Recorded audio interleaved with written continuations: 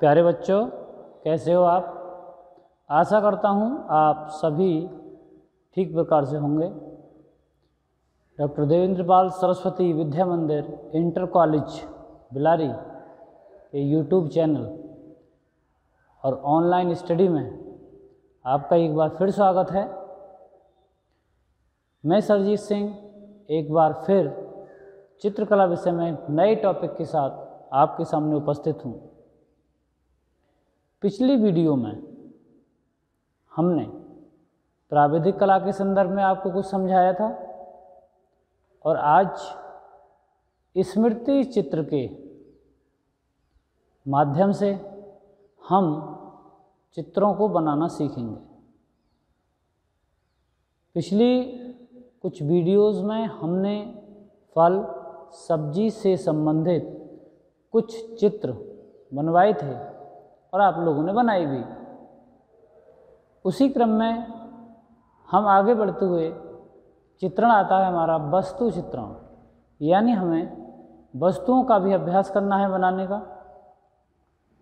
स्मृति चित्र बनाने से पहले कुछ बिंदु मैं आपको समझा रहा हूँ यहाँ पर। इसके लिए क्या करना होता है, कुछ नियम शर्तें होती हैं। हमारे पास जो स्मृति चित्रण संबंधी सामग्री होती है, क्या वो हमारे पास है? किन किन सामग्री की हमें आवश्यकता पड़ती है, ये भी हम इसमें जानेंगे। सबसे पहले हमारे पास जो पेंसिल है वो कौन सी होनी चाहिए, इसके बारे में हम बता रहे हैं। देखिए, पेंसिल के बहुत सारे नंबर होते हैं। पेंसिल के बारे में यदि हम बताएं, वो कौन सी होनी चाहिए, यहाँ पर मैं कुछ नंबर लिख रहा हूँ। एक तो HB है, 2H है, 4H है, इस तरीके से नंबर बढ़ते हैं। फिर 2B, 4B, 6B, इस तरीके से नंबर बढ़ते हैं। और एक एक्स्ट्रा डार्क पेंसिल भी आती है। देखिए बच्चों, आपके यहाँ ड्राइंग में एक्स्ट्रा डार्क का बहुत बड़ा रोल नहीं है। जब हम कोई पोर्ट्रेट साइज कोई किसी का स्केच तैयार करते हैं और वो सिंगल पेज पर होता है, जिसको हमने दीवार पर लगाना होता है, वहाँ पर एक्स्ट्रा डार्क काम करती है। काम तो यहाँ भी करेगी, लेकिन उससे होगा क्या, मैं आपको बताऊँगा। देखिए, आपकी जो ड्राइंग बुक होती है उसमें पेज जब आप लगाते हो तो जब एक्स्ट्रा डार्क रहेगी पेंसिल, उसको बहुत ज़्यादा काला कर दिया जाएगा, तो जब दूसरे पेज पर उसका जो कार्बन है वो लग जाएगा, है नहीं, फिर उस पर लगेगा तो वो जो पेज है वो पूरी तरीके से ख़राब हो जाता है। इसलिए बहुत ज़्यादा एक्स्ट्रा डार्क नहीं चलानी है, यानी मीडियम में चलानी है। आपको 2B और 4B में से कोई शेड के लिए यूज़ करनी है। ज़्यादा डार्क जो होता है वो सॉफ्ट होता है। इसका मैं मतलब समझाता हूँ। HB, देखिए H जो है वर्ड है वो हार्ड का प्रतीक है, यानी सिंबल जो है वो हार्ड को दर्शाता है। यानी उसकी जो ग्रेफाइट है, जो पेंसिल की लेड है, वो कितनी कठोर है। ठीक है, तो HB और H से हार्ड, B से ब्लैक, यानी वो हार्ड होने के साथ साथ क्या है बच्चों, ब्लैक भी है, काली भी है वो पेन। ये हमारे दोनों चीज़ों में काम करती है, कोई लिखने वगैरह के लिए, नोट करने के लिए कोई चीज़। 2H, अब जैसे जैसे ये H यानी हार्डनेस का यानी कठोरता का नंबर बढ़ेगा, वो लेड हमारी उतनी कठोर होती चली जाएगी, उसमें हार्डनेस बढ़ती चली जाएगी। तो 2H और 4H, इससे ज़्यादा H की हम यूज़ नहीं करते। देखिए होता क्या है कि वो इतनी हार्ड होती है कि उस पर लाइन तो दिखती नहीं। कॉपी पे जब लाइन खींचते हो तो वो दिखती नहीं है, केवल ऐसे रहते हैं किसी नीडल से एक लाइन खींच दी गई हो उस पर। ठीक है, पेज ऐसा दूसरी तरफ निकल आती है वो, तो हमें बहुत ज़्यादा हार्ड का यूज़ नहीं करना है। इसका यूज कहाँ पर होता है, ज्योमेट्रिकल शेप्स जो हम बनाते हैं, निर्मय बनाते हैं, उसमें जो बहुत बारीक रचनात्मक रेखा खींची जाती हैं, उनके लिए हम इसका प्रयोग करते हैं। ठीक है, क्योंकि बार बार जब चापे हम लगाते हैं तो चापे लगाने में क्या होता है, चापे लगाने में पेंसिल मोटी हो जाती है और हमारी जो चापे हैं, कोण हैं, उनका मान ख़राब हो जाता है। इसलिए रचनाओं में हम इनका प्रयोग करेंगे। बहुत ज़्यादा कठोर का 4 तक ठीक है। अब हम स्मृति की जब बात करते हैं तो स्मृति चित्रण में ये हमारा जो ब्लैक यानी कालापन है उसकी ज़्यादा ज़रूरत पड़ती है। कि चित्र को कितना काला करना है कितना नहीं करना है। तो 2B, 4B और 6B। 2B में हल्का कालापन होता है, जैसे इसकी अगर हम शेड देते हैं, हैचिंग टाइप में शेड देते हैं, तो हैचिंग टाइप में इस तरीके से होता है, इस तरीके से लाइन खींचते हैं, उसमें ठीक रहती है। और बिल्कुल आपको फ्लैट करके जो फिंगर टिप पर लेकर के उसके पॉइंट को शेड करनी होती है कॉटन वगैरह से, तो वहाँ पर हम 4B और 6B का यूज करते हैं। थोड़ा डार्क होती है ये, कॉटन से इसको ठीक कर दिया जाता है। अगर आप इससे शेड करने लगे तो पेज और ख़राब हो जाएगा। शेड के लिए नहीं होती हैं, केवल लाइनिंग के लिए होती हैं, और ये वाली जो है शेड के लिए होती हैं, कहाँ डार्क और लाइट शेड दिखाना है, ठीक है। तो ये तो पेंसिल की बात हो गई। अब हम बात करते हैं आज के चित्र की। पेंसिल तो बच्चों और बहुत तरह की होती हैं, है ना। पेंसिल फ्लैट में भी आती है, बहुत सारे टाइप होते हैं, लेकिन हम हमारी आवश्यकता की कौन सी पेंसिल हैं हम उनको यूज़ करके चलेंगे, जो हमारी ज़रूरत की समय चीज़ें हैं। क्योंकि हमें बहुत बड़ी ड्राइंग का यहाँ पर यूज़ नहीं करना, जैसे स्केच वगैरह किसी करना हो। हम अपने पाठ्यक्रम की बात कर रहे हैं तो यहाँ पर 2-3 पेंसिलों का हम यूज़ कर सकते हैं, ठीक है। तो घड़ा, स्मृति चित्रण में हम देख रहे हैं कि हाँ आज घड़ा जो बनाएंगे वो कक्षा 9 और 10 दोनों के लिए ही है, यानी कि स्मृति चित्र एक सा ही है। तो ये जो चित्र है वो दोनों ही कक्षाओं में काम करेगा, दोनों कक्षाओं के बच्चे से कर सकते हैं। तो इसमें हम घड़ा बनाएंगे जिसको हम देसी फ्रिज भी कहते हैं। देखिए बच्चों, घड़े का जो महत्व है वो आज धीरे धीरे कम होता जा रहा है। जैसे जैसे मॉडर्नाइजेशन बढ़ती जा रही है, लोग भौतिकवाद होते जा रहे हैं, स्टाइलिश होते जा रहे हैं, तो इन चीज़ों को हम महत्व नहीं दे रहे। कहते हैं ना कि पहले घड़े होते थे, ठीक है। तो जब घड़े होते थे तो व्यक्ति अपने बलबूते पर खड़े होते थे, यानी उनके अंदर हिम्मत थी। अब कहते हैं कि फ्रीज है तो हर घर में मरीज है। कहते हैं ना कि फ्रीज से मरीज पैदा हो गया है, क्लोरोफ्लोरोकार्बन इसमें से निकलती है। तो घड़े का पानी, एक तो जो छोटे छोटे कण हैं इसके बारे में जानकारी दे रहा हूँ, उनको शुद्ध करता है, ठंडक रखता है, और पीने में भी इसमें मिट्टी की सुगंध आती है। तो घड़े के महत्व को कम कर दिया, इसलिए हमें दिक्कतें आने लगी। तो इसको देसी फ्रिज कहते हैं, सस्ता बन जाता है और बहुत ही शीतल जल इसमें रहता है। लेकिन थोड़ा जो लोग आधुनिक हो गए हैं उसमें इसको थोड़ा अच्छा नहीं मानते। लेकिन आप कहीं जाओगे, कुछ स्थानों पर जाओगे तो वहाँ पर घड़े बहुतायत आपको मिल जाते हैं, मटका, ठीक है। बहुत ही अच्छी चीज़ है, इसका जल कभी नुकसान नहीं देगा आपको और बहुत ही फ़ायदा देने वाला होता है। तो हर घर में गर्मियों में ये मटका होना चाहिए, मिल जाते हैं। तो मटके का चित्र यानी घड़ा हम बनाते हैं। देखिए बच्चों, इसके शेप जो होते हैं कई तरह से होते हैं। देखिए मटका और घड़ा जिसे बोलते हैं हम गगरी, तो गगरी टाइप में ही होता है वो भी। मटका जो होता है उसका मुंह थोड़ा सा बड़ा होता है, मटका कुल भी ही बिकती होंगी। मटका का मुंह थोड़ा बड़ा होता है, जबकि घड़ा जो होता है हमारा गगरी जिसे बोलते हैं, गागर जिसे बोलते हैं, उसका मुंह थोड़ा सा छोटा होता है। तो इसकी शेप पर ध्यान देंगे, बनाने को समझेंगे कैसे बनाते हैं। तो सबसे पहले आपको बहुत ही सिंपल चित्र होता है, जो आपकी कंपास यानी की प्रकार है आपकी, उसको यूज कर लेना है इसमें। तो पहले सबसे हमें क्या बना लेना है, सर्किल बना लेना है, एक गोल सर्किल बना लेना है।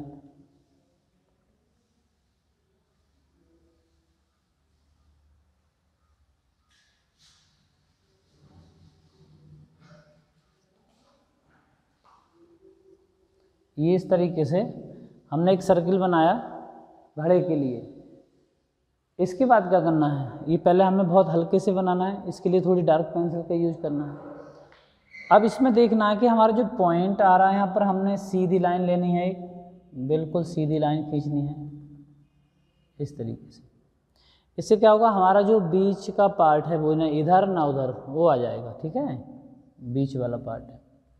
अब देखना है कि इसकी जो घड़ा है इसका जो ऊपर का मुंह होता है, तो कभी कभी बच्चे से या तो बहुत बड़ा करके बना देते हैं या बहुत छोटा बना देते हैं। इसका अनुपात होता है बच्चों, सही अनुपात में आप बनाएंगे तो सही लगेगा, अनुपात कम या ज़्यादा होगा तो चित्र देखने में भद्दा लगता है। कोई भी आकृति हो उसका अनुपात का हमें बहुत ध्यान रखना पड़ता है, अन्यथा चित्र में सुंदरता नहीं आती है। तो हमें ये देखना है कि हमें यहाँ तक अनुपात रखना है इसका, तो यहाँ पर ये देख लेते हैं कि इसकी चौड़ाई कितनी रहेगी, इस तरीके से। तो अभी अगर लगता है आपको ज़्यादा है तो यहाँ से देखिए, एक चीज़ बता रहा हूँ मैं, दीर्घ वृत्ताकार क्या होता है, दीर्घ वृत्ताकार शेप का आपका अभ्यास कर लेना है। दीर्घ वृत्ताकार का अभ्यास आप कर लोगे तो आपको कई चित्र बनाने में सहायता मिलेगी। गिलास, कोई बर्तन, कढ़ाई, पतीली, है नहीं, और प्लेट, कप, इतनी सारी चीज़ें होती हैं, वो सब दीर्घ वृत्त में आती हैं। ठीक है, दीर्घ वृत्त कैसे बनाते हैं मैं यहाँ दिखा रहा हूँ। इस तरीके से आप जब करोगे तो ये दीर्घ वृत्त में आ जाएगा। ठीक है, दीर्घ वृत्त हो गया।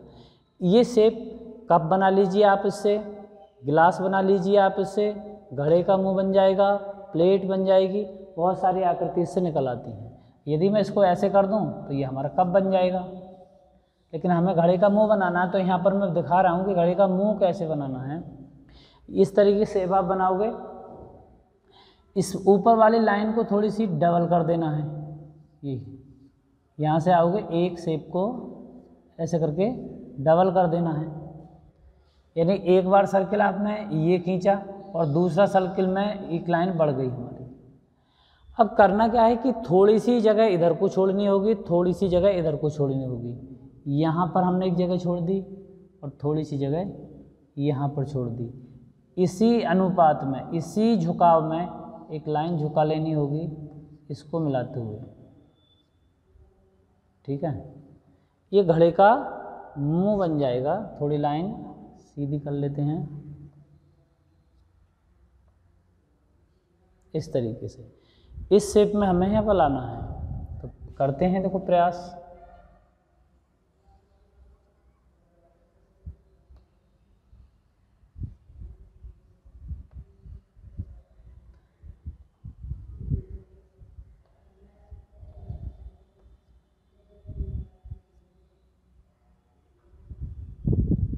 देखो हमने ये बनाया। अब ये लग रहा है कि हमारी ये जो दूरी है वो थोड़ी यहाँ से ज़्यादा हो रही है, तो इसको हम यहाँ बढ़ा देंगे, इसको यहाँ बढ़ा देंगे, और ये वाली को, ये जो घुमाव है, इस घुमाव को हम इस तरीके से देना है।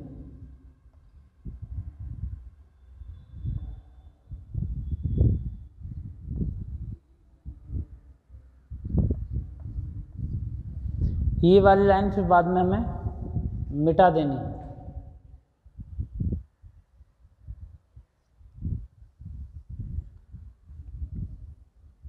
अब बच्चों क्या करना है आगे, इसमें थोड़ा डिजाइनिंग यहाँ पर लेना है, तो इसी शेप में हम यहाँ पर लाएंगे, इसको ऐसे।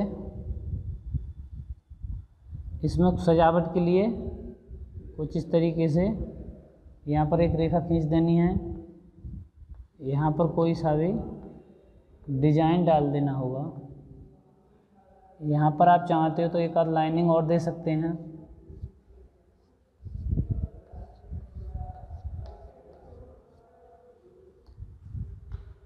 इस तरीके से हमारी घड़े की जो शेप है वो तैयार हो जाती है यहाँ पर, यानी हमारा जो घड़ा है वो तैयार हो जाता है। अब बात करते हैं इसमें शेड करने की। शेड कैसे देना है, यानी छाया और प्रति छाया जो पूछी जाती है। मैंने आपको बताया था कि छाया किसी वस्तु की बनती है, यानी उस पर प्रकाश जिस ओर से पड़ता है उसकी विपरीत दिशा में। मान लीजिए यदि प्रकाश हमारा इस दिशा से आ रहा है तो छाया इस दिशा में बनेगी, और प्रकाश इस दिशा से आ रहा है तो छाया इस दिशा से बनेगी। और दूसरी बात करते हैं प्रति छाया। तो बच्चों प्रति छाया भी उधर ही जाती है जहाँ पर प्रकाश जाता है, उसी दिशा में जाती है। तो मान लीजिए हमने इधर को दिखाना है, ये प्रकाश का भाग है, तो आपको ये भाग ऐसे छोड़ना होगा, और जो ये भाग है इसमें शेड करनी होगी पेंसिल से। मान लीजिए मेरे पास पेंसिल है ये, ठीक है, पेंसिल आपके पास ब्लैक होती है, मेरे पास चॉक है वाइट है, तो आप वाइट को ही शेड मान लीजिए। तो आप यहाँ से इस साइड से पेंसिल से करना शुरू करोगे, और इस तरीके से इसको, चाहे तो इस तरीके से करिए, और चाहे पेंसिल से पूरा इसको बिल्कुल डार्क कर लीजिए। ऐसे करके हमने पेंसिल से डार्क किया। ग्रीन बोर्ड थोड़ा हो नहीं पा रहा है यहाँ पर, इस तरीके से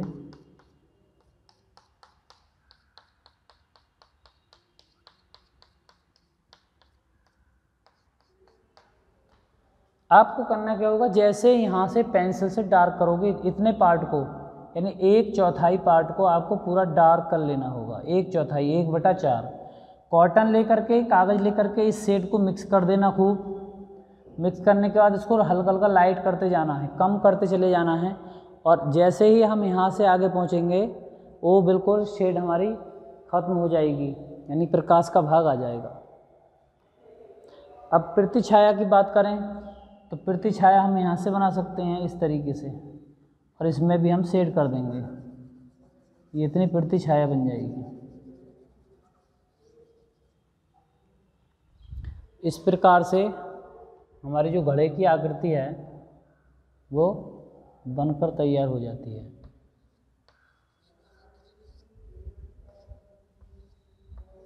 आप पेंसिल से बनाओगे और सुंदर आएगी।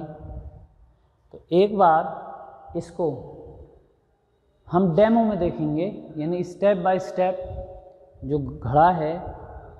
आपको यहाँ तक वीडियो आप देख चुके हो, अंत तक देखना है। पूरा डेमो में आपको दिखा रहा हूँ मैं कि स्टेप बाय स्टेप कैसे बनाते हैं, इसको देखने का प्रयास करेंगे हम। और इसको हम अपनी नोटबुक में बनाएंगे, फाइल में बनाएंगे, अच्छे से सेट करेंगे। पूरे पृष्ठ पर आपको एक ही चित्र बनाना है और उसका बॉर्डर तैयार कर लेना है ताकि चित्र में सजीवता और सुंदरता आए। आज की वीडियो में मैं इसी चित्र को लेकर आया था, वो आपके सामने मैंने समझाया, बनाया। इसको ठीक से करना है। अगली वीडियो में मैं कक्षा 10 के लिए प्राकृतिक चित्रण और कक्षा 9 में कुछ नए टॉपिक के साथ फिर उपस्थित होऊंगा।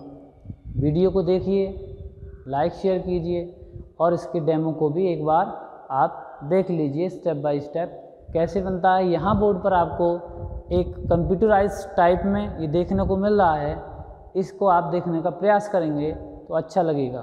तो देखते हैं कैसे स्टेप बाय स्टेप घड़े की शेप तैयार होती है।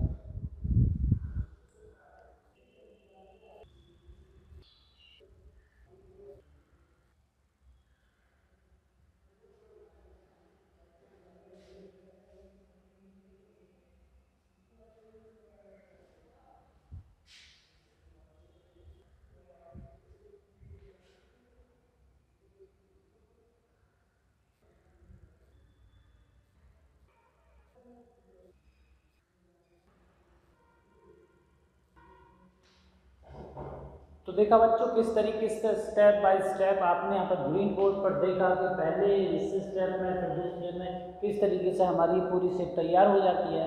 इसी तरीके से आपको अपनी नोटबुक में ये शेप तैयार करनी है और एक अच्छे से पूरा आपका जो चित्र है वो तैयार हो जाएगा। और आप इसमें पानी भर सकते हो, पी सकते हो, स्वस्थ रह सकते हो। इसी कामना के साथ मैं आपसे बता लेता हूँ, अगली वीडियो में फिर एक नए टॉपिक के साथ मिलूंगा। तब तक के लिए मुस्कुराते रहिए, हंसते रहिए। धन्यवाद। Have a nice day.